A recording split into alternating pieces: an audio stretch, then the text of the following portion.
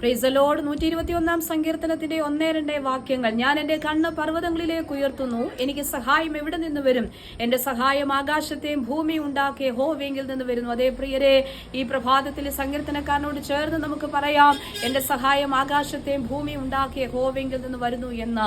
പലരും പല രീതിയിൽ ആശ്രയങ്ങൾ വെക്കുമ്പോൾ, പണത്തിൽ ആശ്രയിക്കുന്നവരുണ്ട്, തങ്ങളുടെ സൗന്ദര്യത്തിലും അതേ ജോലിയിലും ഒക്കെ ആശ്രയിക്കുന്നവരുണ്ട്. നമുക്കറിയാം, വചനം തന്നെ പറയുന്നു, ചില രഥങ്ങളിലും കുതിരകളിലും ആശ്രയിക്കുന്നുവെന്ന്. എന്നാൽ അങ്ങനെയുള്ള ആശ്രയങ്ങളൊക്കെ പരാജയപ്പെട്ടു പോകുമ്പോൾ ഇതാ സർവശക്തനായ ദൈവത്തിലുള്ള ആശ്രയം നമ്മെ ഒരിക്കലും പരാജയപ്പെടുത്തുകയല്ല, ഒരിക്കലും നമ്മെ ലജ്ജിപ്പിക്കുകയല്ല. സർവശക്തനായ ദൈവത്തിൽ നിന്നുള്ള വലിയ വിടുതലുകളും കരുതലുകളും അനുഭവങ്ങളും ഒക്കെ ബുദ്ധിക്ക് അതീതമായി നിൽക്കുന്നതായ തലത്തിൽ നമ്മുടെ ജീവിതത്തിൽ കർത്താവ് നൽകി തരുവാനിടയായി തീരും. അപ്പോൾ നമുക്ക് ആശ്രയിപ്പാൻ പറ്റുന്ന ഇടം മനുഷ്യനിലല്ല, പ്രഭുക്കന്മാരിലല്ല, നമുക്ക് ആശ്രയിപ്പാൻ പറ്റുന്ന ഇടം സർവശക്തനായ കർത്താവിങ്കിൽ നിന്ന് മാത്രമാണ്. സങ്കീർത്തനക്കാരൻ പാടുന്നത് പോലെ, ഞാൻ എന്റെ കണ്ണ് പർവ്വതങ്ങളിലേക്ക് ഉയർത്തുന്നു. അതെ, ഉയരത്തിലേക്ക് നോക്കുക.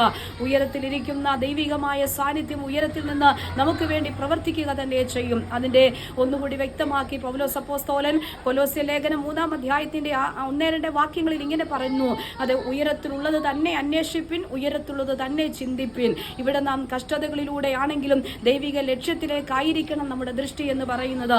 വിശ്വാസത്തിൽ നിലനിൽക്കുന്ന ജീവിതത്തെ കുറിച്ച് അതിശക്തമായി ലേഖനത്തിലൂടെ പൗലോസ് അപ്പോസ്തലൻ ഓർപ്പിക്കുമ്പോൾ, അത് ഉയരത്തിലുള്ളത് അന്വേഷിച്ച് ഉയരത്തിലുള്ളത് ചിന്തിക്കുന്നവർക്ക് വേണ്ടി ഉയരത്തിൽ നിന്ന് തന്നെ കരുതലുകളും വിടുതലുകളും നന്മകളൊക്കെ അനുഭവമാകുവാൻ ഇടയായി തീരും. അതേ, ദൈവം നമ്മുടെ സഹായകനാണ്.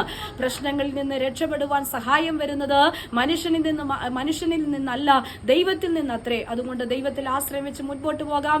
ഉയരത്തിൽ നിന്ന് ഉയരത്തിലുള്ളത് അന്വേഷിച്ച് ഉയരത്തിലുള്ളത് ചിന്തിച്ച് ആ ഉയരത്തിലെ സ്തോത്രം ദൈവശക്തി ഏറ്റെടുത്തുകൊണ്ട് കർത്താവിൽ ആശ്രയം വെച്ചുകൊണ്ട് മുൻപോട്ട് പോകാം. ഈ വചനങ്ങളാൽ കർത്താവ് എല്ലാവരെയും അനുഗ്രഹിക്കുമാറാകട്ടെ.